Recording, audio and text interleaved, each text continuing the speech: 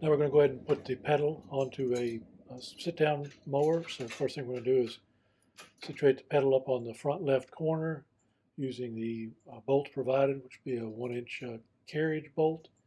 We're going to go ahead and secure the pedal to the foot pan itself.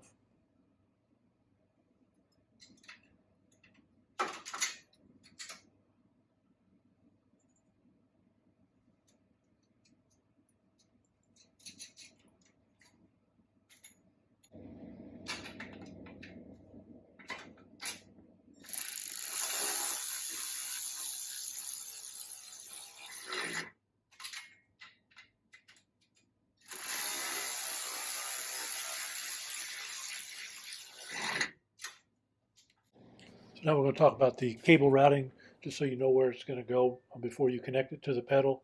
So you're going to route it along the outside edge of the frame, just inside the spring, then go back up underneath the seat. There's a little bracket here, connects the battery on. You may not find that exact spot on, depending on the size of your mower, but somewhere up underneath there you want to hang it up so it stays out of the pulleys, and then come over and have it connected to the GrassFlap itself. So now that you understand where the cable needs to be routed, then the next thing we want to do is go ahead and talk about connecting the cable to the pedal itself. Step one is going to be pull the rubber boot off the end of the fitting, spin nut number 1 all the way off the fitting, and then set nut number 2 so that it's a thread or two from being all the way on.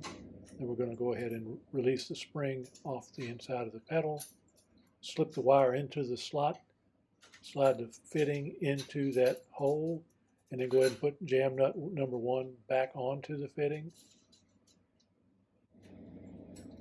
We're going to slide the rubber boot back onto the fitting as well. And we'll go ahead and run those jam nuts down to where they're snug. Now we're going to come back and connect the cable itself to the pedal using the clevis, the slotted clevis provided. So we're going to reach in here and connect that clevis.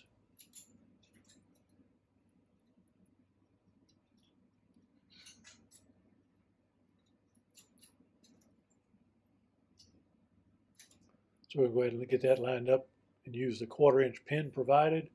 We're going to go ahead and connect the clevis to the pedal itself. Sometimes that spring gets in the way, you want to slide it over so it's out of the way. Allow the pedal to come fully closed. Go ahead and put the cotter pin in.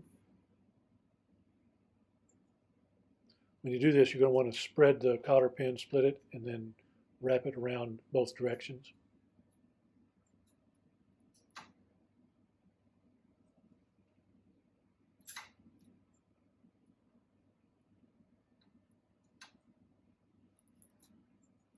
We'll go ahead and connect the spring.